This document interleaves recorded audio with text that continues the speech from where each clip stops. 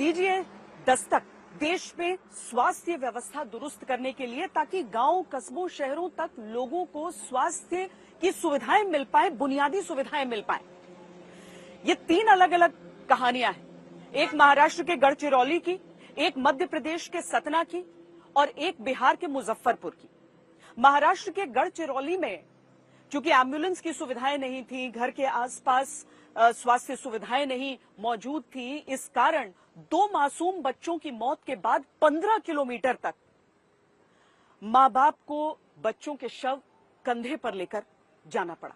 सतना में सरकारी अस्पताल जब व्यक्ति पहुंचता है तो उसे डॉक्टर की तरफ से प्रिस्क्रिप्शन दिया जाता है, लेकिन उसका कोई सर पैर समझ में नहीं आता। यह आपराधिक लापरवाही का मामला है, नोटिस तक उस डॉक्टर को दिया जाता है। और इसके साथ ही बिहार का मुजफ्फरपुर, जहां पर 5 करोड़ की लागत से एक अस्पताल बनकर तैयार होता है, लेकिन 30 बेड के इस अस्पताल को भुला दिया जाता है।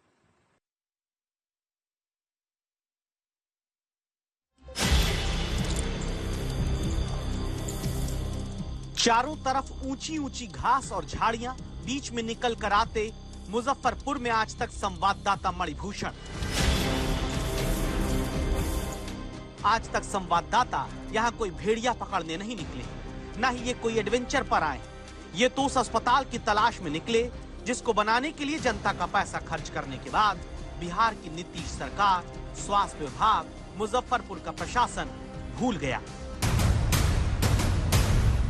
और फिर आज तक बिहार के उस अस्पताल तक पहुंचा जिसे बनाना नीतीश राज में शुरू किया गया, लेकिन उसके बाद मानो इस अस्पताल में डॉक्टर लाना, इस अस्पताल को चलाना नीतीश की सरकार को याद नहीं रहा।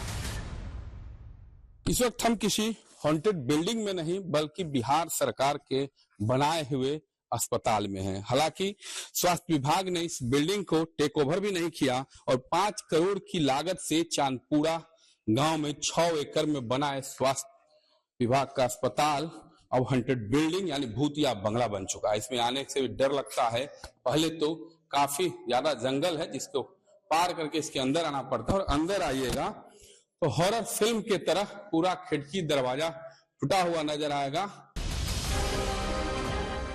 2006 में इस अस्पताल को बनाने का टेंडर मंजूर हुआ था। सरकार बिहार में नीतीश कुमार की थी। 2009 में इस अस्पताल को बनाने का काम शुरू हुआ, मुख्यमंत्री नीतीश कुमार ही थे। 2015 में अस्पताल बनकर तैयार हुआ, मुख्यमंत्री नीतीश कुमार ही थे। 2024 में अस्पताल खंडहर हालत में मिलता है, मुख्यमंत्री नीतीश कुमार ही है।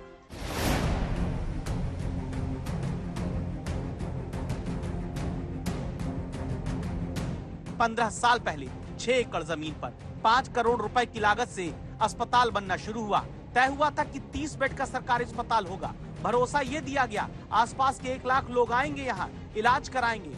लेकिन कभी इस अस्पताल का हैंडओवर ही बिहार के स्वास्थ्य विभाग को नहीं दिया गया।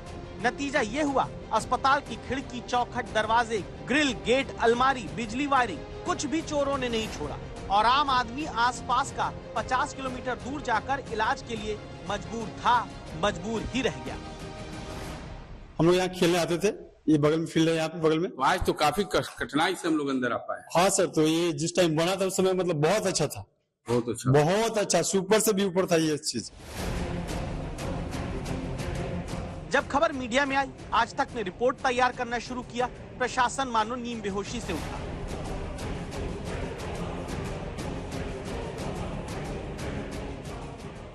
करोड़ों की लागत से नहीं बना है, उसमें संभवतः जो भवन निर्माण निगम के अभियंता ने जो रिपोर्ट दिया है उसमें 50 लाख की लगभग की योजना थी और ये हस्तगत नहीं हो पाई, जैसा भवन निर्माण निगम के डिप्टी जीएम का कहना है।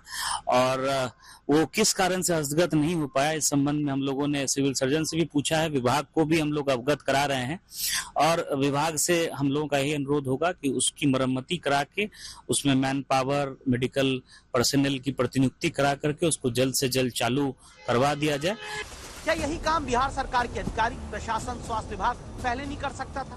क्या इस बात की जांच नहीं होनी चाहिए कि जनता का पैसा यहाँ किसने बर्बाद होने दिया और जिसने भी पैसों की बर्बादी कराई, क्या उससे इसकी वसूली नहीं होनी चाहिए? जो आम आदमी का पैसा यूं खंडहर करके उससे इलाज का अधिकार भी छीन लेते हैं।